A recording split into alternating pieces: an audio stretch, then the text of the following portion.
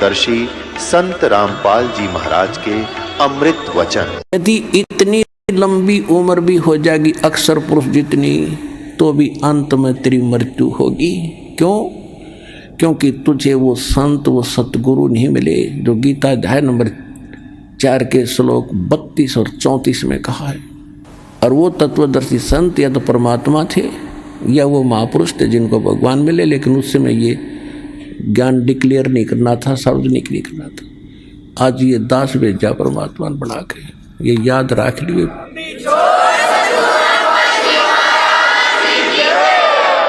इतनी उम्र बुलंद मरेगा अंतरे। क्यों? क्योंकि सतगुरु लगे न कान न भेटे वो संतरे।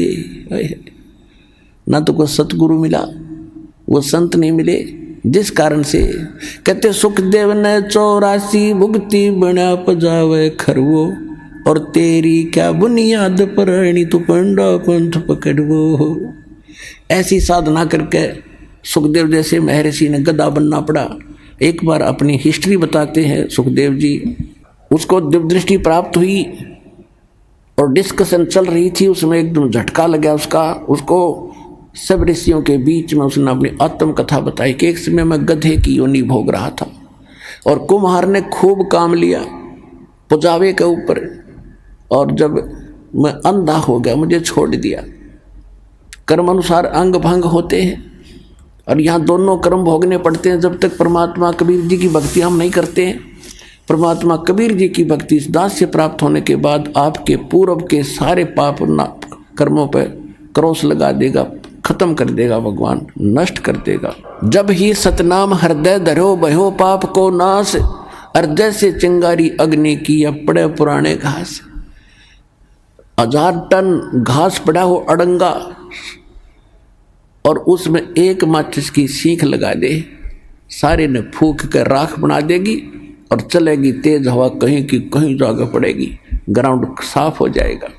जैसे सूरज के आगे बदरा ऐसे कर्म छयारे, प्रेम की पवन करे चितवंजन जल के तेज नयारे। आत्मा और परमात्मा के बीच में ऐसे पाप कर्म बाधा बने हुए हैं जैसे सूर्य के बीच में बादल हों और तेज हवा चलती है उन बादलों को तितर बितर करके, और वो स्वच्छ प्रकाश आप तक पहुंचा देती है। ऐसे बताते हैं कि जैसे सूरज के आगे बदरा ऐसे कर्म छयारे, और प्रेम की पवन और करे चितमंजन फिर झलके तेज नयारे।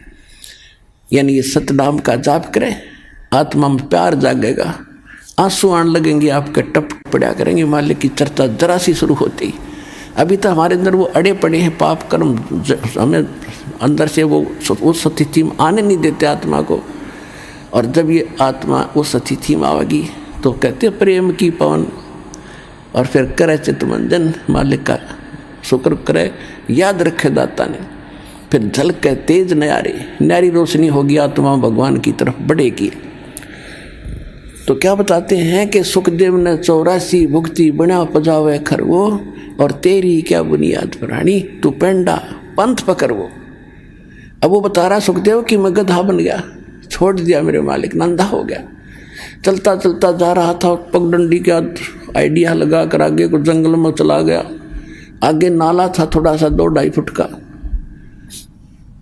उसमें आम व्यक्ति का दुका जाता था, वो तो जंप लगा जाता वहाँ से। मुझे दिखाई नहीं दिया, मैंने अगले पैर फंसने लगे, मैंने जंप लगानी चाहिए, बीच में फंस गया, आगे मुंह टिक गया, पीछे बैक लग गई और पैर लटके भाई के।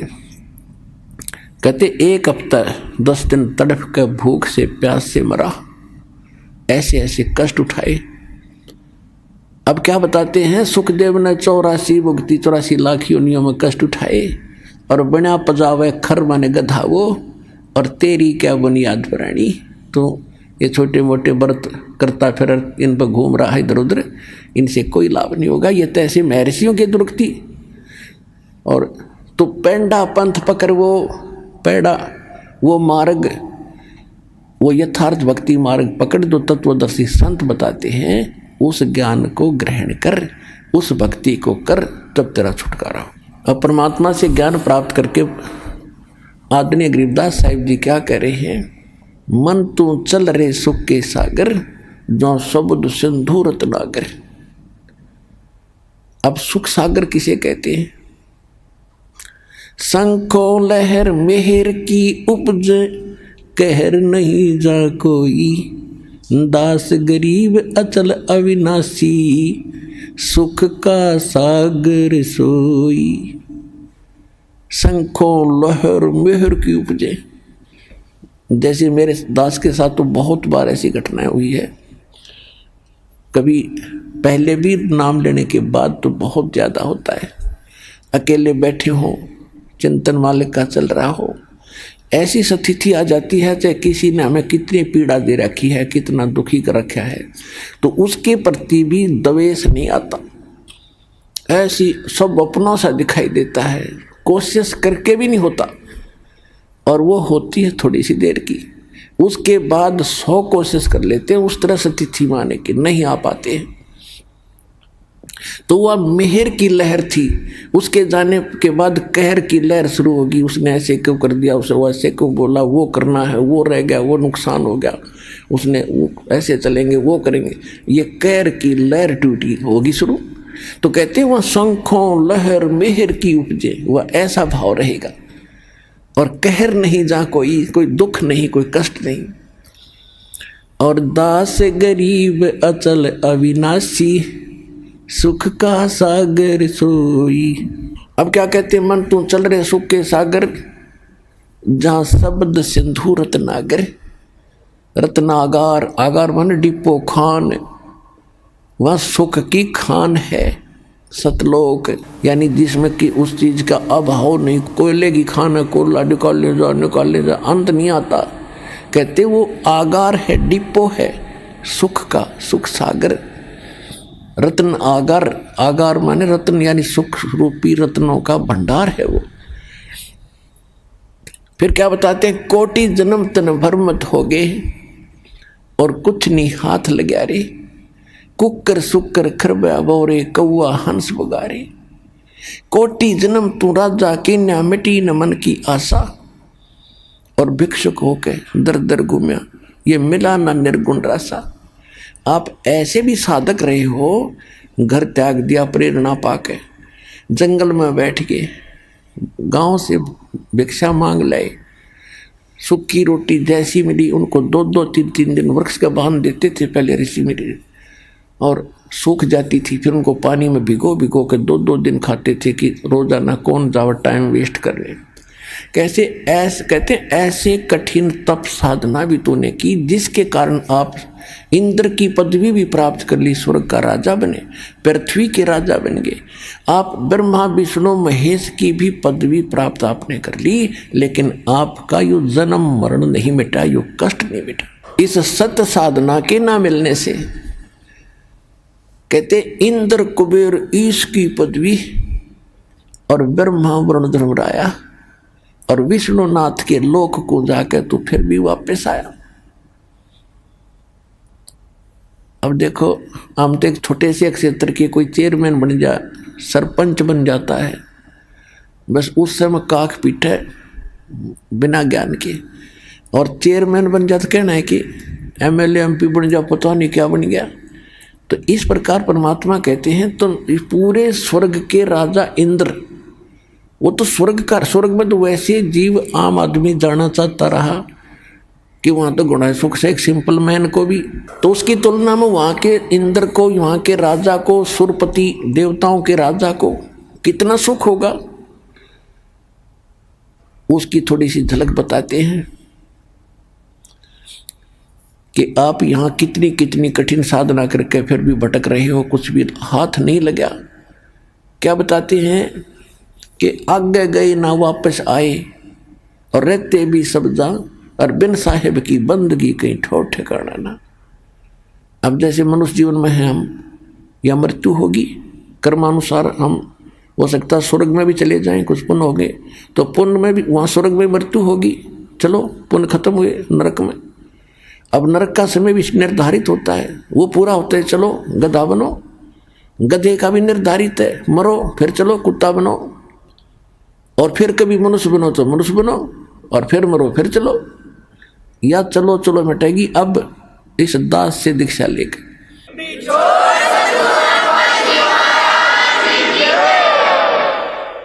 तो क्या बताते हैं कि एक समय मार्कंडेय ऋषि, देखो गीता अध्याय नंबर 4 के श्लोक नंबर 25 से लेकर 30 तक यही निर्णय दिया है कि जो भी जैसी साधना करा, कोई ब्रह्म साधना करता है, कोई देवताओं की पूजा करता है, कोई हठ योग करता है, कोई तपस्या करता है, कोई स्वाध्याय करता है, कोई अहिंसावादी तीक्ष्ण व्रत जैसे मुंह पर पट्टी बांध कर नंगे पांव फिरना, इसी को मोक्ष मान रहा है। ये सभी अपनी अपनी साधनाओं को पाप नाशक मानते हैं। पाप नाशक मीन मोक्षदायक, पाप नाश होंगे तभी तो मोक्ष मिलेगा। इसी प्रकार मार्कंडेय ऋषि उसी कैटेगरी का था। उसने ब्रह्म साधना को सर्वोत्तम मान रखा था। इन ऋषियों को ब्रह्म से ऊपर ज्ञान नहीं था, तो फिर भी उसने घोर तप कर रहा था बंगाल की खाड़ी में। अब जो स्वर्ग का राजा बनता है वो बहुत ज़्यादा या तो कोई पुण्य धर्म कर रखे हो, यज्ञ 100 यज्ञ करनी पड़ती है उसको, 100 मन देसी घी उसमें एक बार में लगाना होता है। उसकी कुछ टर्म कंडीशन होती हैं कि 100 यज्ञ करे तब तक वो कोई कंडीशन नहीं फेल होनी चाहिए। यदि उसकी कोई भी वह कंडीशन भंग होगी तो वो फिर नए सिरे से करनी पड़ती है। ऐसी उसमें बहुत भयंकर मर्यादाएं हैं। और दूसरी प्रकार से इंद्र बनता है तप करके, और उस तप के दौरान यदि उसका तप भंग हो जाता है, खंड हो जाता है, तो फिर नए सिरे से उसको करना पड़ता है। और जो इंद्र की पदवी पर इंद्र बैठा है, स्वर्ग का राजा, उसको एक इंस्ट्रक्शन और होती है कि यदि तेरे शासन काल में यदि कोई अन्य प्राणी ने पृथ्वी पर इंद्र की पदवी प्राप्त करने योग्य तप कर ले, या राजनीति है वहां तक चलती है, तो तुझे पद से हटा के बीच में हटा देंगे और उसको वो पद दिया जाएगा। ये तेरी जिम्मेवारी है कि उसको तप नहीं होने देना। ये उसकी मजबूरी बन गई।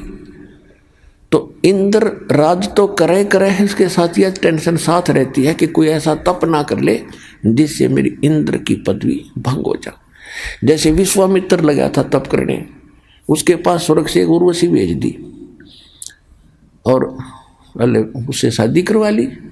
एक लड़की होगी, 6 महीने बाद घेर कर लड़की ने भाग गई, मेरा काम पूरा हुआ ऋषि जी, संभाल तेरी बेटी ने। तो ये सब इंद्र का जाल है, इस काल का जाल, इस इंद्र ने ये सब कर रखे हैं। इसको सतर्क रहना पड़ता है। इसने सब जगह अपने गुप्तचर छोड़ रखे होते हैं।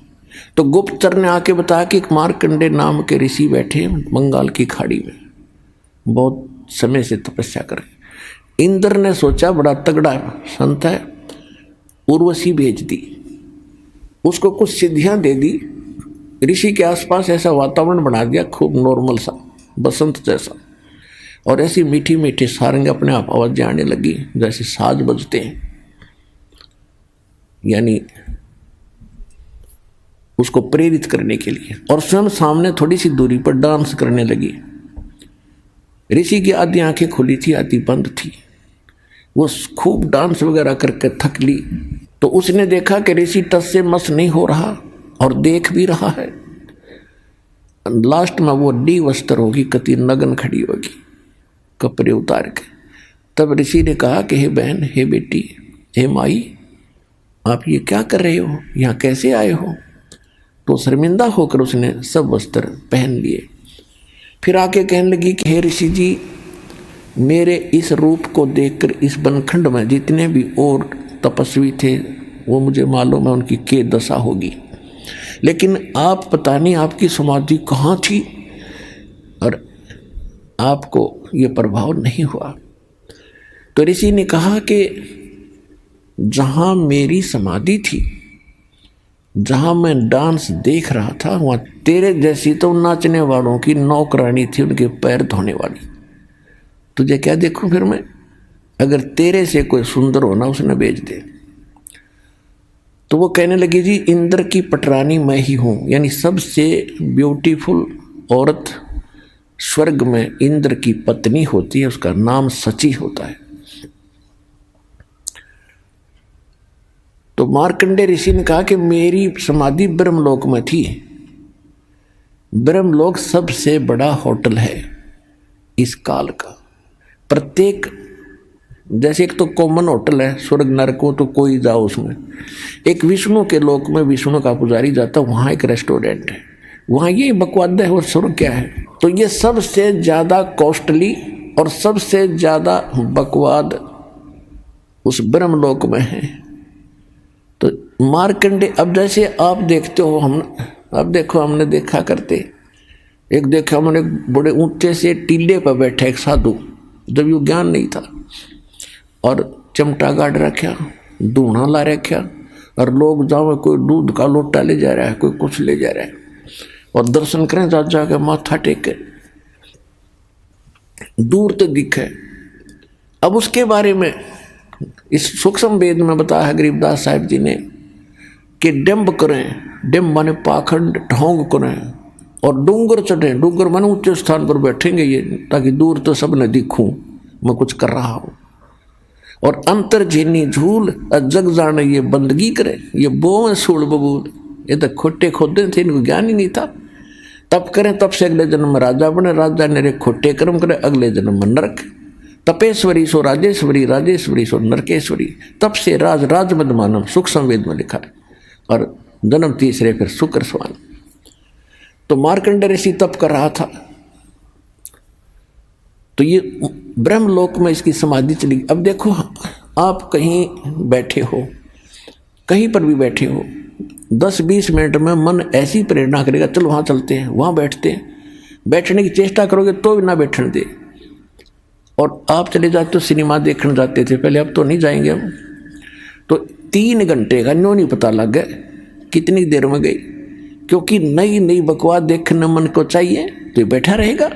तो ये क्या करते हैं कि इनका कोई कमल खुल जाता है साधना से, ऑटोमेटिक कोई पिछले संस्कार से, पहले भक्ति युक्त लोग थे, बहुत थे, अब ना खुलता किसी का, तो वो पुराने संस्कारों से वो खुल जाता था। तो उसमें वो क्या देखते हैं, जैसे टेलीविज़न ऑन हो गया आपका, कोई चैनल चाल पड़ा, तो उसमें वो कार्यक्रम रिले तो कहीं और से हो रहा, देख रहे हो टेलीविज़न में। तो ऐसे जो ब्रह्मलोक में डांस हो रहा था, उस ऋषि ने वहाँ दिखा था, वो सामने, वो खुल कर सामने रिफ्लेक्ट हो जाता, जैसे डिस्प्ले पर आ जाता है। तो वो डांस देखा था, हम सोचा तपस्या कर रहा है, ना मन टेकन दे इन्हें, तो ऐसी थी इनकी तपस्या, मूर्ख बना। आप भी बन रहे थे, हम इनके पीछे लगे रहे, बड़े सिद्ध पुरुष हैं। इसलिए जब उसने इस औरत से भी सुंदर औरतें वहाँ दिख रही थी, टारगेट इसका वहीं जाने का था कि इस नाम के जाप तो साधना से वहाँ जाऊँगा, फिर इनको वहाँ मिलेंगी मुझे। और ये नाम भगत क्या करते, इनका टारगेट क्या था, तो ये भगवान की रोशनी से आपको दाना दाना समझ में आओगा इसका पूरे अध्यात्म मार्ग का, सब कर्मों का, सब अध्यात्म ज्ञान का। अब मार्कंडेय ऋषि कहने लगा तेरे से कोई सुंदर हो उसको भेज, तो कहने लगी मैं इंद्र की पटरानी मैं ही हूँ। तो उसने कहा कि जब इंद्र मरेगा, ऋषि ने कहा, उसको पता था कि इंद्र की आयु कितनी है, 72 चतुर्युग, 72 चतुर्युग। इंद्र यानी ब्रह्मा के एक दिन में 14 इंद्रों की मृत्यु हो जाती है। ब्रह्मा जी के 1008 वर्ष की पूरा एक दिन होता है, वैसे लमसम इसको 1000 वर्ष मान लेते हैं। जैसे 365 से 1/4 दिन का अपना वर्ष होता है, इसको हम 365 का मान ले हैं। तो इस प्रकार 72 चतुर्युग तक वो इंद्र का राजा रहेगा, स्वर्ग का राजा इंद्र बना रहेगा। और मार्कंडेय ऋषि को पता था कि इसकी मृत्यु होगी, इतना इनको ज्ञान था। तो इसने कहा, उस औरत से कहा, उस उर्वशी से कहा ऋषि ने कि इंद्र मरेगा तो तू क्या करेगी, तो भी तो मरेगी, तो भी मरेगी। कहने लगी मैं 14 इंद्रों को वरूंगी। अब हिसाब लाइयो पुण्यात्मा, ये 2.5 घंटे सुबह 2.5 घंटे शाम बैठ के अटपट करके सोचो मोक्ष प्राप्ति कर लेंगे। मंत्र ये है नहीं जो मूल मंत्र दास के पास है। तो कहने का भाव यह है कि इतनी तपस्या, इतने पुण्य किए थे उस पुण्यात्मा ने, जो इंद्र की पटरानी बनी हुई है, उसकी कितनी 1000 चतुर्युग की आयु थी उसकी, 1008 चतुर्युग की। क्योंकि कह रही है कि इंद्र मर जाएगा, मैं न्यों की न्यों रहूँगी, नेक्स्ट इंद्र वहाँ आएगा तपस्या करके, वो मेरा पति होगा। यानी मैं तो स्वर्ग की रानी पटरानी बनी रहूंगी इतने समय तक, इंद्र मरते रहेंगे। तो मार्कंडे ऋषि ने कहा कि वो 14 इंद्र भी मरेंगे, और फिर तू क्या करेगी कि जितने इंद्र मैं वरूंगी वह तो गधे बनेंगे मृतलोक में, और फिर बाद में मैं गधी बनूंगी। तो मार्कंडे ऋषि बोला, फिर मुझे वहाँ क्यों ले जा रही थी कि मैं अपनी इज्जत रखने के लिए, यदि मैं हार कर जाऊंगी तो मैंने दुआगन करेंगे, मुझे दंड देंगे, मजाक करेंगे, मेरी बेइज्जती करेंगे, तू हार का आएगी। मार्कंडे ऋषि बोला, तू आज भी गधी 14 खत्म करेगी, और मरने के बाद तू स्वीकार कर रही है कि मैं गधी बनूंगी, वो गधे बनेंगे। सारी भी इज्जत की ठेकेदारी बन रही है अपनी इज्जत रखने के लिए। तो यह सब की बुद्धि भ्रष्ट हो रही है पुण्यात्माओं। अब इतने में इंद्र आ जाता है और आके कहा कि हे बंद निवाज, आप जीते हम हारे, इंद्र की गद्दी प्राप्त करो। मार्कंडे ऋषि कहता, अरे इंद्र का राज मेरे लिए तो काग की बीट है, मुझे नहीं चाहिए ये। आजा तुझे इंद्र ऐसी विधि बताता हूं कि आप ब्रह्मलोक में चले जाओगे, वह हजारों युगों तक और मौज करोगे, बहुत लंबा समय है। अब इंद्र क्या कहता है कि महाराज जी फिर देखेंगे, तो मौज करने दे। पुण्यात्माओं, सबकी बुद्धि पर पत्थर पड़ गए। अब आप किसी व्यक्ति मित्र को जिसने समय पर टूक मिलते हो, अच्छी पोस्ट हो, थोड़ा बहुत धन हो, सामने घुट्टी लगा ले, तो उसको जाकर आप यूँ कहो कि भाई चलो भक्ति कर लो, ऐसे हो जाएगा वैसे हो जाएगा, और फिर ज्ञान तो आपको पता ही है कि गधे बनेंगे कुत्ते बनोगे। तो कहता फिर देखेंगे तो मौज करने दे। फिर के देखा गधा बने पास तो कुम्हार देखेगा, कर्म मारेगा, लठ तेरा 2.5 मन का बोरा धरेगा। देखना अब देख मूर्ख, ज्ञान सुन समझ और छोड़ बुराई ले, नाम भक्ति कर भगवान की। अब देखना है, फिर क्या देखेगा। तो ये इंद्र का बीमारी, वो राज ना छूटे, गुटी ना छूटे, वो ठाठ ना छूटे, वो जी फिर देखेंगे। अब कुछ दिनों के बाद इंद्र फिर आया। मार्कंडे ऋषि एक चींटियों के कीड़नाल को देख रहा था। चींटियां कोई दूर जा रही थी, कोई दूर जा रही थी, वहां बैठा था काफी समय से। इंद्र का फिर टेंशन होगी, ये कौन ऋषि बैठा है, फिर तपस्या पर बैठ गए। तो उसने तुरंत आकर देखा, ये तो मार्कंडे ऋषि है। मार्कंडे ऋषि से पूछा, महाराज क्या देख रहे हो चींटियों में। मार्कंडे ऋषि बोला कि मैं ये देख रहा हूं कि इन चींटियों में कितनी चींटियां कितने बार इंद्र की पदवी प्राप्त कर चुकी हैं। कि चींटियां और इंद्र की पदवी, हाँ जी। तो क्या देखा आपने कि इस इतने लाखों की संख्या में एक चींटी ऐसी है जो केवल एक बार इंद्र की पदवी पर रही है, क्योंकि सबके पिछले संस्कार कोड और डोमेन के अंदर लिखे हुए हैं, सबके अंतःकरण में जमा है। और ये डिस्प्ले जिसका चालू है अंदर का, ये सब के अंदर है मनुष्य में। तो सब उसका जिसका चालू हो गया कनेक्शन ठीक हो, तुरंत बाहर देख लेगा उसका जो क्या हो रहा क्या नहीं, प्रत्येक प्राणी का। ऐसे ऋषि लोग पहले ये बताते रहे कोई भविष्य और भूत की कथा, लेकिन इससे कोई जटबट का कोई फायदा नहीं हो। तो हो लिया और होगा तो होएगा, इसमें वो चेंज नहीं कर सकते थे। चेंज तो ईब होंगे इस परमात्मा कबीर जी की रजा से। अब छुटकारा भी होगा।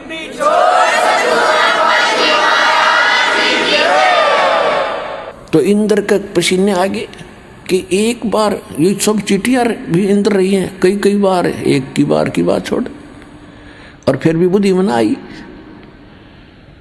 तो पुण्यात्माओं, ये खेल समझना। अब क्या बताते हैं कि इंद्र कुबेर ईश की पदवी ब्रह्मा वरुण धर्मराया, विष्णुनाथ के पुर को जाके तू फिर भी वापस आया। असंग जन्म तन मरत्या होगे, जीवित क्यों ना मरे रे। 12 मध्य महल मठ बोरे, बहुर न दे धरे रे। ओए होए, कहते हैं असंग जन्म हो गए तो आपने मर्तों को अब जीवित मर कर देख एक बार। अब जीवित कैसे मरना है एक तो ऐसे मरना है कि हमने संसार की रीस नहीं करनी।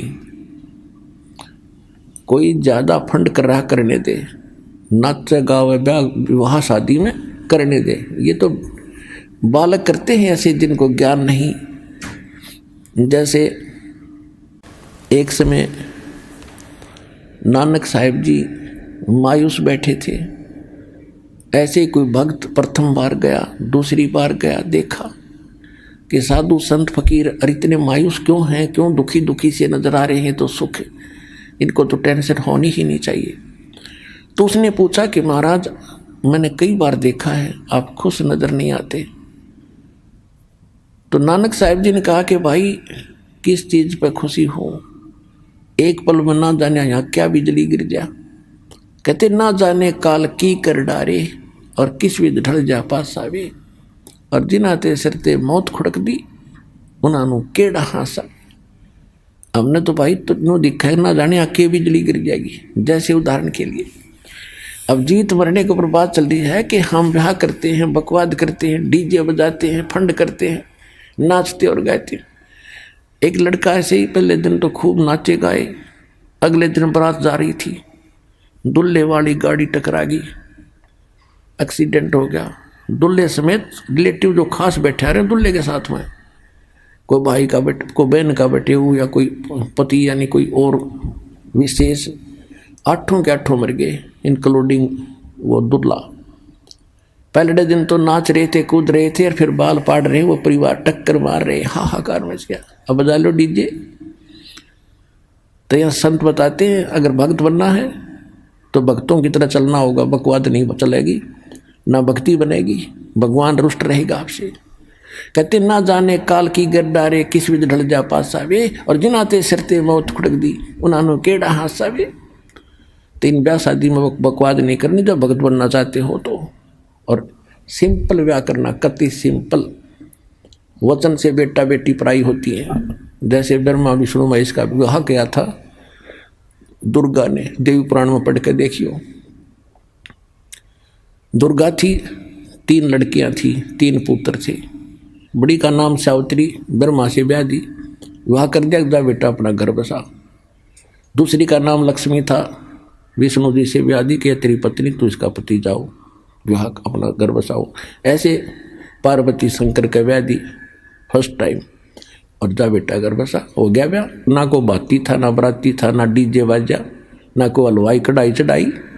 तो भाई ब्याह करना ढंग से करो, कुछ रीस हुआ भी कर लो, ये बाद में शिव जी की बरात का डर फंड करें ना शिव जी ना कुछ और, यहाँ अब भी फंड करेंगे।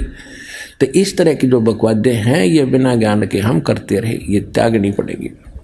तो इस प्रकार हमने अपने इन सभी परंपराओं को कम करके और सिंपल वे से विवाह करेंगे, तो इससे हमारा 80% वजन टेंशन घटेगी। हम बेटी को दुश्मन मान बैठे इन परंपराओं के को बढ़ा के।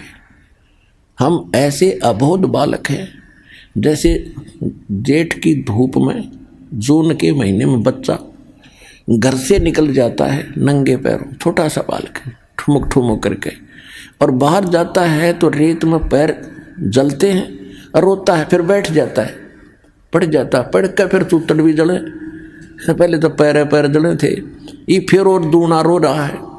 तो हम आज ऐसे बालक हैं, गलती करते हैं एक और कर लेते हैं, वो दूना दुख हो रहे। तो हमने इनसे बचना है, इन परंपराओं में नहीं फंसना है, तभी हम भक्ति कर सकेंगे। हम यात्री हैं, हम सफ़र कर रहे हैं अपने भक्ति पर, और यात्री ज़्यादा वजन लेकर नहीं चल सकता। जब सारे घर ने ठा के चले तो किसा समझदार होगा वो। तो आप जी ने ये परंपराओं की गठड़ी अब रख देनी है, सिंपल वे से विवाह करें। ठीक है, जैसा आपको गुजारा दिया है मकान बना लो, लेकिन उससे काम नहीं लगे रहे ना, एक और बना लो, एक प्लाट और ले लूँ, और कल मृत्यु हो जाएगी, फिर उस प्लाट में कुत्ता बन कर बैठेगा पूछते साफ करके। तो यह अकल साथ रखियो भगवान वाली। अब प्रसंग चल रहा है कि असंग जन्म तो न मरता होगे, जीवित क्यों ना मरे रे। तो अब अपनी कुछ मनोकामनाओं पर अंकुश लाना पड़ेगा। इच्छाओं को कम करना पड़ेगा। और इच्छा कम होंगी इस ज्ञान से, कहने से नहीं होती है। ये तो ज्ञान खड़ा दिखाई देगा आपको जब बकवादों में मन चल लेगा कि ना भाई नहीं, ये आदेश नहीं है और ये यूजलेस है। सारा समय इस में खो दिया। सन 1983 की बात है, 84-83 की। एक बैंक मैनेजर ने रोहतक के अंदर सेक्टर 1 में एक कोठी बनाई, उसमें 3.5 लाख रुपए लगे। आज तो वह मेरे ख्याल में 35 लाख में भी ना बने, और कुछ बैंक से लोन ना ले जैसे भी। और उसका मुहूर्त करे था, उस दिन एतवार का दिन था। सामान लेने के लिए वो निकला था स्कूटर उठा के। उस दिन जिस दिन उसकी मुहूर्त शुरू हो रही थी, उसके पुजारी आ रहे थे, पूजा करनी है। इधर पूजा होती है, उधर शराब स्वरूप तैयार रहती है कि एक बार पूजा वाले फारग हों, फिर गुट्टी शुट्टी लावांगे। ऐसी पूजाएं थी हमारी। स्कूटर उठा करके कोई सामान लेने गया था पूजा का या कोई अन्य आवश्यक वस्तु। आगे जाके टू व्हीलर स्कूटर तो स्कूटर टकरा गया, पड़ते कनपटी लगी फुटपाथ पे, वहीं पैर पसार गया भाई। अब उसको ठीक कौन रहेगा?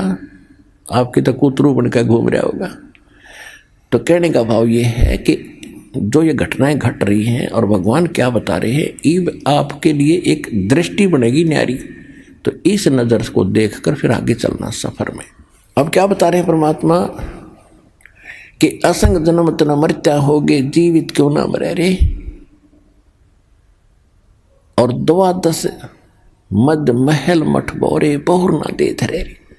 जीवित एक तो ये मरना है, संसार की चोचले देख के हमने उधर नहीं देखना ना चलना, तो हम जीवित मर गए। जो भगवान दे रहा है, परमात्मा ने यहाँ तक कह रखा है कि लुखी सुखी खा के ठंडा पानी पी और देख पर आई चौपड़ी मत ललचावे जी। जय तू चावे चौपड़ी तो बहुत करेगा पाप है। भगवान ने जो तुझे दे दिया है उसको संतोष के साथ ग्रहण कर। यदि इसे हटकर कुछ करेगा तो पाप पकड़ के प्राप्त कर सकता है, और ये पाप हमारे दुश्मन है, हम क्यों करेंगे। और फिर क्या कहते हैं कि जीवित मरना दूसरी टाइप ये है, जैसे आप सत्संग में नहीं आते हो, किस लिए नहीं आते हो? क्योंकि काम खराब हो जाएगा, कोई जरूरी कार्य है और वो उसमें दिक्कत आ जाएगी। अपने आत्मा एक व्यक्ति रात्रि में नाइट सर्विस पर जा रहा था और उसने जल्दी थी कि वापस आऊँगा, और वापस आकर ये काम मेरे अधूरे हैं, इनको पूरे करूँगा, इसलिए रात को भी अपने उसमें काम में ही यूज लिया कि वो काम कराऊँ, फिर ये ज़रूरी काम दिन में करूँगा। और रास्ते में नाइट सर्विस एक्सीडेंट होगी, वो वहीं मर गया। वो रह गए धीरे रहे आवश्यक काम जिसके लिए रातों नहीं पड़ा था। अब आप जब वहाँ से चलते हो तो ये खुरापात काल पैदा करता है, कई प्रकार के करता है। परमात्मा ने हमें सतर्क रखा है कि मात पिता सुत स्त्री, आलस बंधु कान और संत मिलन को जब चले ये अटकावा आने। इनका अटकाया अटके नहीं, डटे नहीं, और आता है वो आवागमन सा। मात पिता सुत स्त्री, छोटे बच्चों के लिए जिन माता पिता को ज्ञान नहीं है वो बाधक बनते हैं। कहाँ जाता है? तीसरे दिन भाग जाता है। तू पढ़ता नहीं है, तो नौकरी नहीं करता है, नाश होएगा, है तो बर्बाद हो जाएगा। और जिनके माता पिता को ज्ञान है वो बच्चे बाप बन जाए, फिर कहाँ जाओगे? बूढ़े हो रहे हो कि तो गिर जाओगे, चोट लग जाएगी, क्या रखा है? वो तो नास्तिक है, वो सब उठपट बताता है। अब माता पिता को ज्ञान हो गया और बच्चों के वश हो गया, किराए में मांग करना, फिर भी जैसे तैसे वो आता है, उनका अटके नहीं। अब किसी की स्त्री बाधक बनती है, ज़्यादातर बहनें बाधक बनती थी, पहले ज्ञान नहीं था। अब तुम्हारी बहनें बल्कि आगे आ रही हैं, ज्ञान से पता होता है। तो उनको डर रहता था, यूँ कहीं जाता है ज्ञान की बातें सुनता, कहीं छोड़ के भाग ना जा, बाबा ना बढ़ जा और तू उजड़ जा, इसलिए वो स्त्री बहुत बाधा करती थी। अब बहनों को ज्ञान है, ये आगे को आती हैं, तो पति को ज्ञान नहीं है तो वो बाधक बन जाता है, क्या नहीं जागी वहाँ पर, क्या रखा है वहाँ पर, तीसरे दिन भाग जाती है, ये है। या फिर आलस है, फिर देखेंगे इब का नहीं चलती सत्संग, अगले हम चल लेंगे। एक बार हमने सत्संग रखा था, स्टार्ट किए थे, दूसरा ही सत्संग था, खुले सत्संग शुरू किए जब 5-5 दिन के 7-7 दिन के। एक कोई कर्मचारी था भगत, तो उसने अर्जी लगाई कि छुट्टी मिल जा भगवान, सत्संग में जाऊंगा। छुट्टी मिल गई, छुट्टी मिल गई तो ने सोचा कल चलूंगा, छुट्टी मेरी सत्संग के लिए है, ने सोचा कल देखेंगे, आज तो थोड़ा रेस्ट कर लूँ। अगले दिन फिर बोला दूसरे दिन कि श्याम सिंह ने देखेंगे। श्याम सिंह एक रिश्तेदार आ गया, बहन का पति, और उसने लेनी थी भैंस। वो बोला चल मेरा भैंस दिला के ला।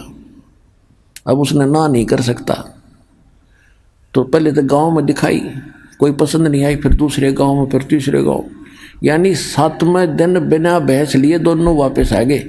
इतना सत्संग पूरा हो लिया। तो जब उसने यो ज्ञान सुना, जब ने बोला जी आलस मार गया मैंने, कहते आलस कर लिया, तो फिर देखूंगा, तड़को देखूंगा, परसों देखूंगा। तो और शाम ने भी नींद नहीं थी, कल देखूंगा, ये सोच रहा था। जब लेट से हो गया, इतना मुँह आ गया, और 7 दिन धक्के खाता फिरा, कि गोबर में पड़ा, कि कहीं किसी का सोया, कभी रोटी मिली ना मिली, पैदल चले। वो 7 दिन मेरे बिरान माटी में गए, 6 दिन। अरे कान पकड़ लिया, सीधा आया करूँगा, ले छुट्टी मिलते बा क्या करूँगा।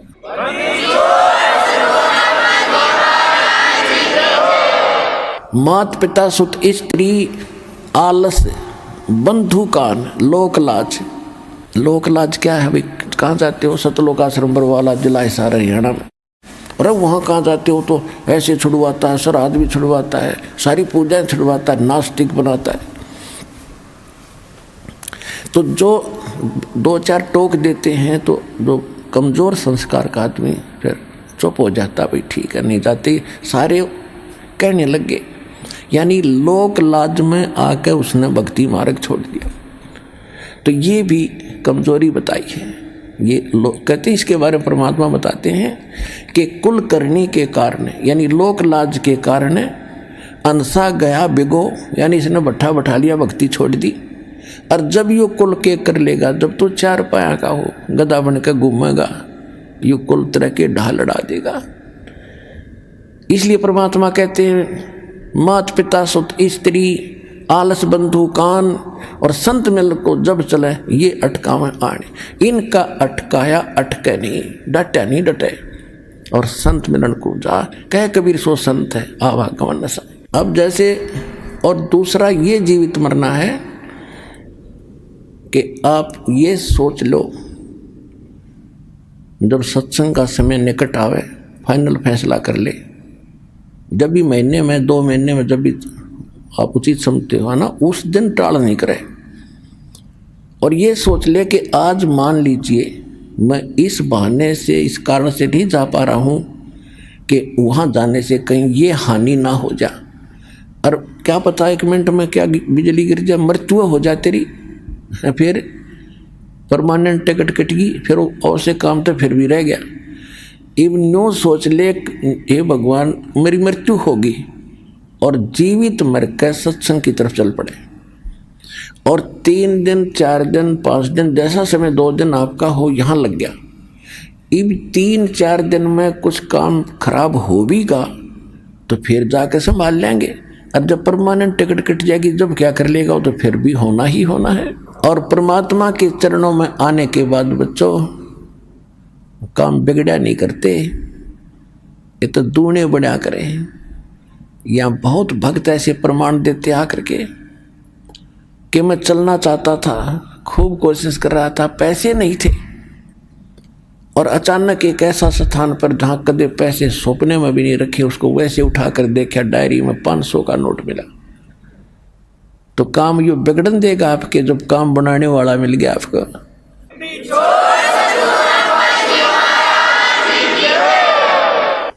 अब क्या बताते हैं, असंग जन्म तन मरत्या होगे, जीवित क्यों ना मरे रे। ये जीवित मरना है। और 12 दरमद मैल मठ बोरे, बहुर ना दे धरे रे। अभी तक आप जी 10वां द्वार 10वां द्वार सुना करते थे। और एक यो जम्मू के अंदर रांजड़ी में एक मधु परमहंस नकली कबीरपंथी। इसने किताब पढ़ ली कबीर साहब की वाणी में, 11वीं खिड़की 11वीं खिड़की 11वीं खिड़की पागी 11वां द्वार, किसी को नहीं पता, मुझे पता है। पता उसमें तो 12 द्वार लिखे हैं, इनकम्प्लीट नॉलेज है आपका। तो वो 12वें द्वार है कहाँ, इन्हें वो ही नहीं पता। क्या बताता हो कि 10 द्वारतों की तो सतिथि है और 11वें द्वार की कोई सतिथि नहीं। जैसे नाक है, नाक की सतिथि है, वो नहीं, वो तो वैसे ही है, वो में ज्ञान हो तो वैसे हो। अब क्या बताया कि जैसे 21 ब्रह्मांड का जो क्षेत्र है, एक ब्रह्मांड का जो क्षेत्र है, ये 10वें द्वार पार करके इस ब्रह्मांड से पार हो जाते हैं। इसके बाद इसी काल के जाल में ही रहते हैं। 11वां द्वार है जो 21वें ब्रह्मांड को पार करेंगे काल के, और 7 संग ब्रह्मांड का अक्षेत्र शुरू हो जाएगा, अक्षर पुरुष का, वो 11वां द्वार है। और अक्षर पुरुष के अक्षेत्र से पार करके सतलोक में प्रवेश करेंगे, वो 12वां द्वार है। तो गरीबदास जी कह रहे हैं, 12 दर महल मठ बोरे, ए भोले आदमी, वो तो 12वां द्वार पार करके वो स्थान है, शाश्वत स्थान, जहाँ बोर ना दे धरे रे, जहाँ जाकर फिर जन्म मृत्यु नहीं होती। गीता अध्याय नंबर 15 के श्लोक नंबर 4 में कहा है, गीता अध्याय नंबर 18 के श्लोक नंबर 62 में कहा है। वो स्थान तो 12वां द्वार पार करके है। फिर बताते हैं, दोजक भिस्त सभी ते देखे राजपाट के रसिया, या जैसी साधना तुम कर रहे हो में दोनों मिलते हैं, स्वर्ग भी नरक भी 84 लाख योनिया भी। दोजक भिस्त सभी ते देखे राजपाट के रसिया, और 3 लोक से तृप्त नाही यो मन भोगी खसिया। इस मन की इतनी गंदी आदत है, इतना बेईमान है यो, इसको 3 लोक का राज दे देना तो भी यूँ सोचा और मिला कि तो थोड़ा सा। जैसे कोई सरपंच बन जाता है और वो मीटिंग में जाता, चेयरमैन के अधीन होता है, तो उसने ना वो नो सोचा अगली बार चेयरमैन बनो जब कम बात पड़े। अब चेयरमैन बनने के बाद वो क्या सोचता कि एमएलए बनो जब बात बने, भाई नहीं बात बनी। एमएलए बनने के बाद उसकी टेंडेंसी ये बन जाती है वो मंत्री बनो तक मैं बात सार रस आवे रास आवे, नहीं बनी बात। अब मंत्री बनने के बाद उसकी नीयत रहती है मुख्यमंत्री बनो तो चौधर पूरी हो, और मुख्यमंत्री बनने के बाद इन्होंने सोचा बस प्रधानमंत्री बनो, फिर देखना क्या इतना मृत्यु हो जाएगी, गधा बनेगा, फिर संतरी बनिए बड़ा कुत्ता बन के। कहते हैं सतगुरु मिले तो इच्छा मेटे, पद मिल पदे समाना। ओए होए, सतगुरु मिलेगा तो ये इच्छाओं को खत्म करेगा, और पद मिल पदे समाना। जैसे आपको बताया था कि सारे असंख्य ब्रह्मांडों रूपी बाग का मालिक है कबीर भगवान, और उस बाग के मालिक का माली गरीबदास आए। उन्होंने ऐसी जड़ी बूटी हमें बताई जो उस परमात्मा के, और ये दास बना दिया नौकर उस बाग के माली का, और आप उसके पौधे हो। ऐसी जड़ी दे दी कि आपको हरे भरे रखूंगा।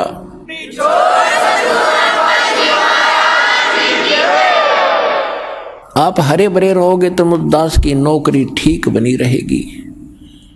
अब जैसे बाग में माली का नौकर क्या देखता है, उसको इंस्ट्रक्शन होती है माली की तरफ से कि ऐसे पेड़ बाहर फैलता है, उसको साइडों से काट दे ताकि फले फूले सीधा चले। तो आपके अंदर जो बेमतलब की इच्छाएं हैं इस ज्ञान से ऐसे काट दी जाएंगी, नहीं सीधे चलो, बकवास छोड़ दो।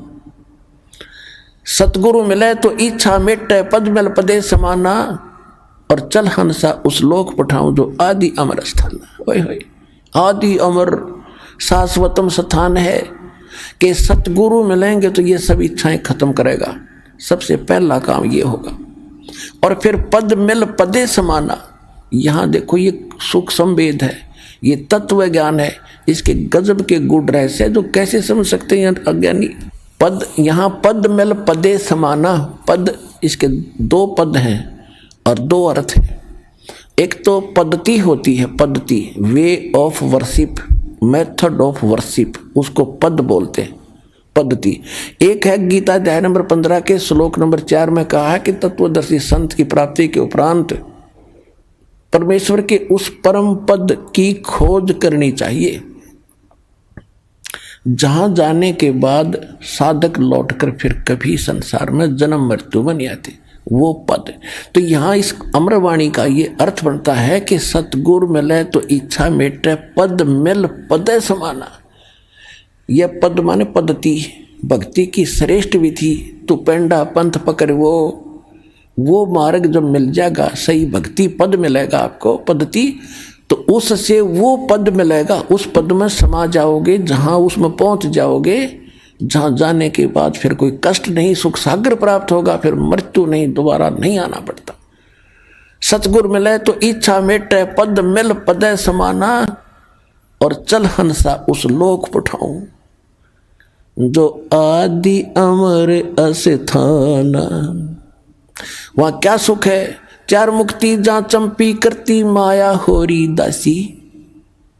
अब हम चार मुक्ति सुना करते थे, वो चार मुक्ति स्वर्ग में होगी, महास्वर्ग में होगी, वहां खत्म हुआ, वो समय पूरा हुआ, फिर नरक में वो कहाँ गई मुक्ति, खत्म हुई, वो तो उनका समय निर्धारित है।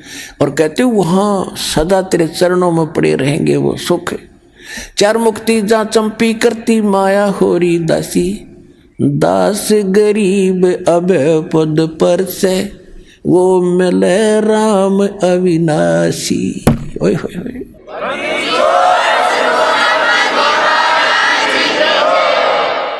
कौन सा अविनाशी राम? गीता अध्याय नंबर 15 के श्लोक नंबर 16 और 17 में 3 राम हैं, 3 पुरुष हैं, 3 प्रभु हैं, 3 स्वामी हैं। सरपुरुष अक्षर पुरुष। सरपुरुष भी नाशवान, अक्षर पुरुष की स्थिति एज आपको बता दी, और ये भी बता दिया कि एती उम्र बुलंद मरेगा अंतरे। क्यों? क्योंकि सतगुरु मिले ना लगे न कान वो संतरे। ओए होए, एती उम्र बुलंद मरेगा अंतरे, सतगुरु लगे न कान न भेंटे वो संतरे। तो यहां क्या बता रहे हैं? सरपुरुष और अक्षर पुरुष ये दोनों, इनकी ये नासवान स्वयं लिखा उसमें, और जितने इनके अंतर्गत प्राणी वो भी जन्म मृत्यु के अंदर है। उत्तम पुरुषत्व अन्य परमात्मा इति उदाहरत, ये लोग तरम अविश्य विभर्ति, वो है अवय ईश्वर है। अवय माने अविनाशी, वास्तव में विनाशी। यहाँ बता रहे हैं कि चार मुक्ति जहाँ चंपी करती माया होरी दासी, दास गरीब अबे पद पर से, वहाँ वो मिले राम अविनाशी। तो उसकी विधि इस दास के पास है, शीघ्र से शीघ्र ग्रहण करो, मर्यादा से भक्ति करो, अपना कल्याण करो। बोलो सतगुरुदेव।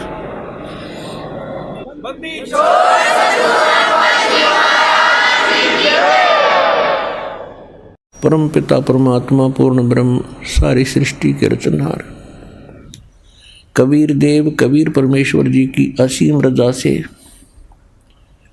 आप सभी पुण्यात्माएं परमात्मा की अमर कथा सुनने के लिए उपस्थित हुए। जिन प्राणियों के ऊपर परमेश्वर की मेहर भरी नज़र होती है, उन्हीं को ये प्रेरणा मिलती है, उन्हीं के अंदर एक तड़प उठती है परमात्मा पाने की, अच्छे कर्म करने की, और उन्हीं को वो ठीक ठिकाना सतगुरु और यथार्थ सत्य स्थान मिलता है, जहाँ पर वो वस्तु उपलब्ध होती है। जो भी पुण्यात्मा पुण्यकर्मी प्राणी परमेश्वर कबीर जी की शरण में इस दास के माध्यम से आ रहे हैं, बहुत ही पुण्यकर्मी प्राणी हैं, क्योंकि डॉक्टर को ज्ञान होता है कि ये यहाँ आ गया है तो इसका ट्रीटमेंट ठीक होगा, इसका जीवन बच जाएगा। क्योंकि कुछ ऐसे हॉस्पिटल होते हैं, उन्हीं में उन विशेष डिसीज की ट्रीटमेंट क्योर होता है। आइए अब हम उन श्रद्धालुओं के अनुभव जानते हैं जो जगत गुरु तत्वदर्शी संत रामपाल जी महाराज जी से दीक्षा प्राप्त कर चुके हैं तथा उनके द्वारा बताए गए भक्ति मार्ग पर चल रहे हैं। नमस्कार सर। नमस्कार सर। सर क्या नाम है आपका? मेरा नाम धनीराम दास है। 15 साल से रेगुलर भोपाल में रह रहा हूँ, टेलर का काम करता हूँ। सर संत रामपाल जी महाराज की शरण में आने से पहले आप क्या भक्ति साधनाएं करते थे? मैं भक्ति पहले देवी देवताओं की करता था और स्टार्टिंग में पहले मैंने एक गुरु बनाए थे जो उनका नाम मौनी महाराज है। वो कुरवासे के रहने वाले हैं, कुरवासे में उनका स्थान है। और इसके बाद में उनसे मेरे अंतरात्मा शांत नहीं हुई। फिर इसके बाद में 1999 में आसाराम जी महाराज को गुरु बनाया।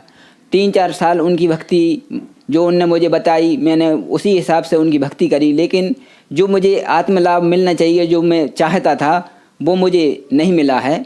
लाभ तो हुए, लेकिन जो लाभ चाहिए था आत्मा के लिए शांति का, वो नहीं मिला। फिर इसके बाद तीसरे गुरु मैंने कुमार स्वामी जी को, उनसे मैंने वृंदावन में दीक्षा ली।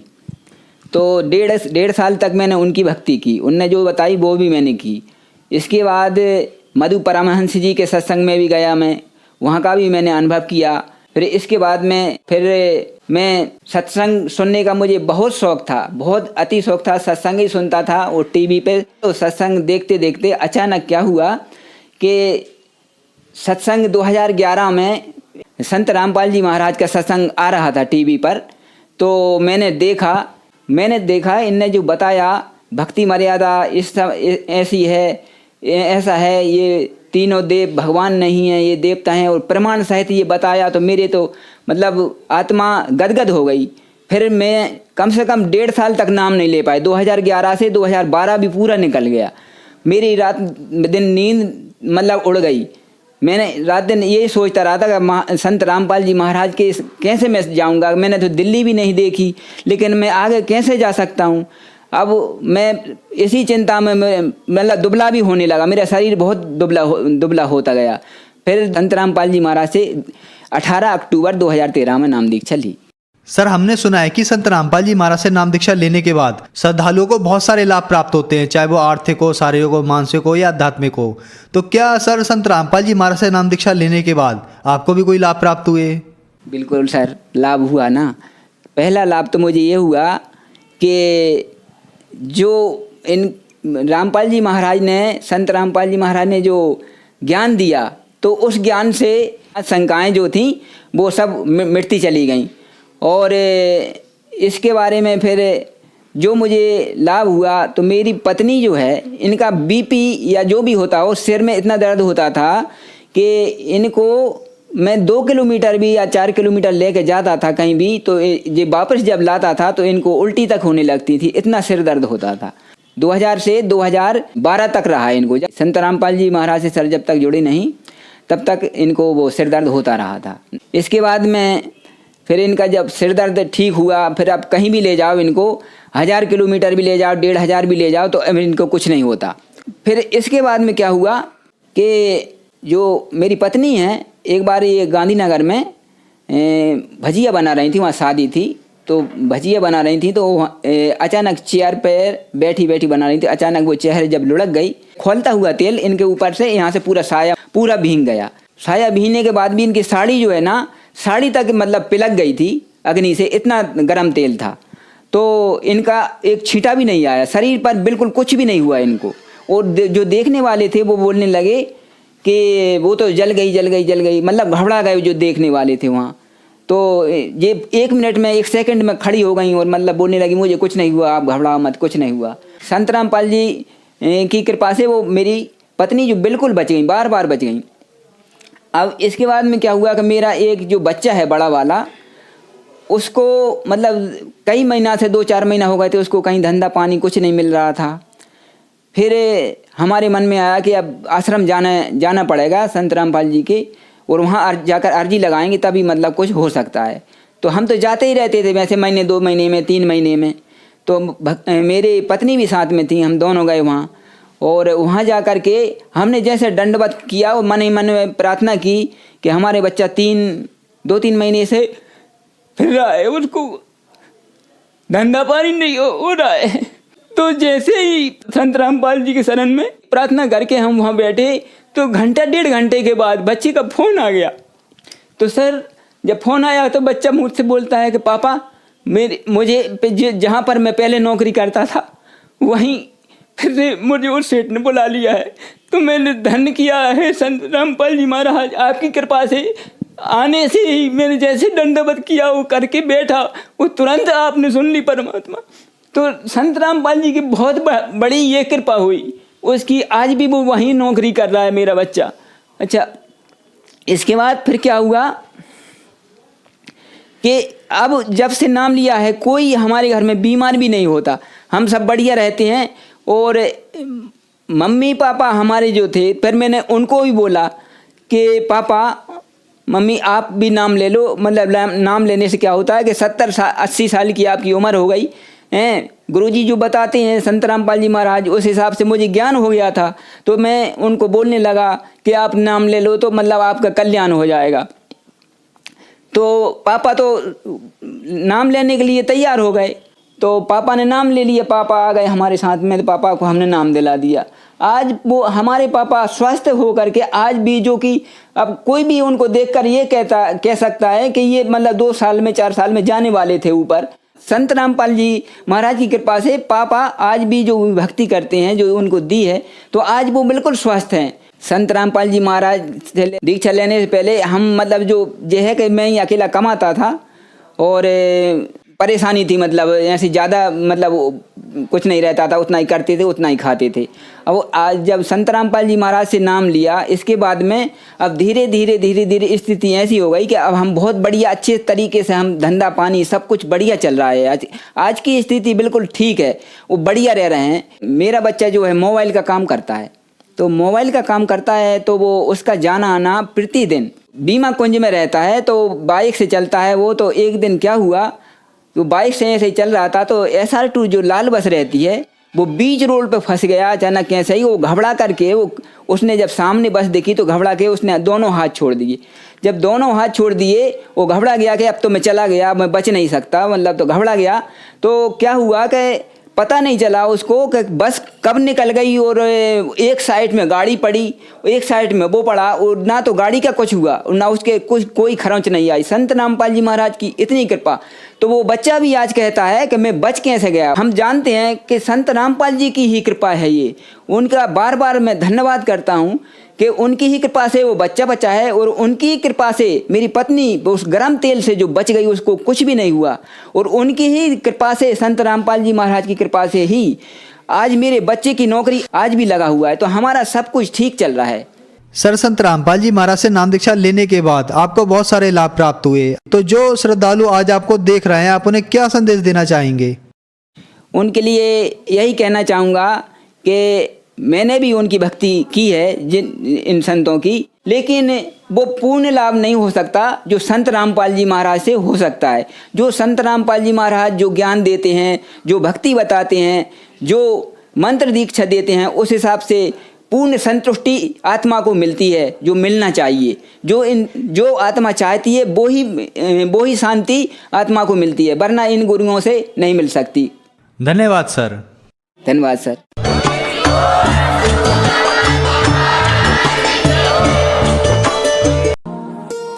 हे दाता रखना अपने चरणों में, करूं प्रार्थना बार बार में, जेल धाम से आने की करो दया, पलक बिछाए बैठे हैं हम आपके इंतजार में।